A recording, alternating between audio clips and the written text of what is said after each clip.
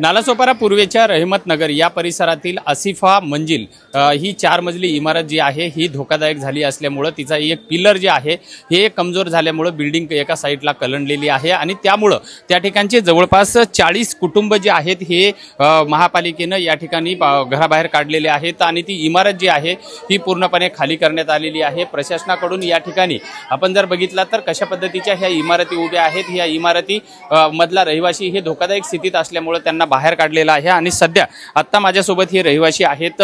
क्या कहोगे, कब आपको प्रशासन आया था आपके पास और क्या कहा?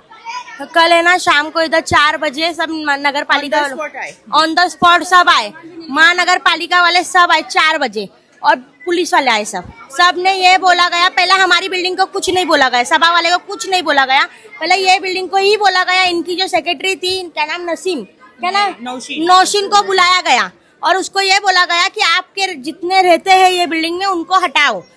कितना प्लैट धारक है वहाँ 35 से 40 है, 48 रूम है वो बिल्डिंग में, वैसा वही बिल्डिंग वाले को बोल रहे थे। फिर बाद में ना क्या हुआ, बोले बिल्डिंग है ना ये वाली आसिफा बिल्डिंग, बोले थोड़ी क्रैक हो गई है, गिरने वाली है, तो बोले आपकी बिल्डिंग वाले लोग को भी बोलो बाहर निकले, सभा वाले को बोलो कि बाहर निकले। आप जो है वो कौन से बिल्डिंग में? सभा अपार्टमेंट में। हम लोग को आसिफा की वजह से सभा में प्रॉब्लम हुई। सभा का काम 70% क्लियर है, सभा की रेनोवेशन बोले थे वो बनाने रिपेयरिंग, तो हम लोग ने तुरंत ले लिए क्योंकि हमको पता था ऐसा होता है, जान का धोखा है इस वजह से। मगर आसिफा की वजह से आज 2 बिल्डिंग बहुत परेशानी हुई है।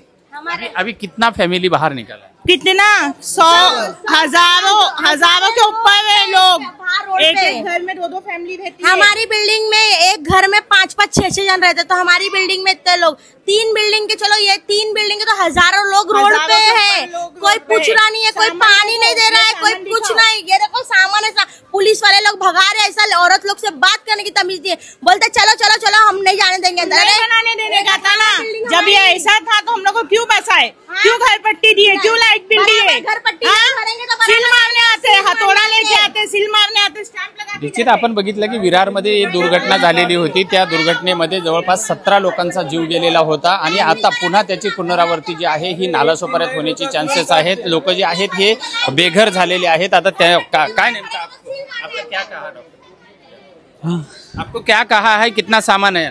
सामान अभी मेरा बहुत सामान पड़ा है, अंदर कपाट है, फ्रिज है, टीवी है, बाथरूम का सामान है, हैंडीकैप और प्लास्टिक का आइटम का सामान है, सब बड़े बड़े आइटम है। घर में कितने लोग रहते थे? मेरे घर में 6 मेंबर है, 3 बच्चा 1 बच्ची और मेरी मिसेज हैंडीकैप है, कई सालों से हैंडीकैप है।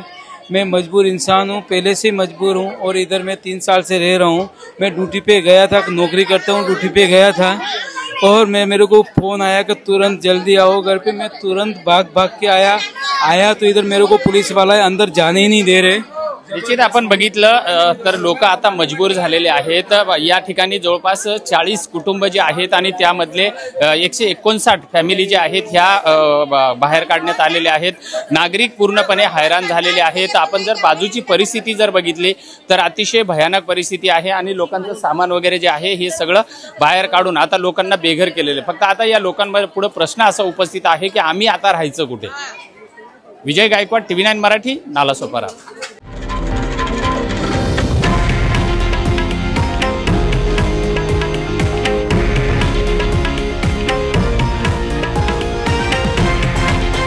हे आहे देशातील नंबर 1 न्यूज नेटवर्क आणि आपण पाहत आहात TV9 मराठी, एकमेव।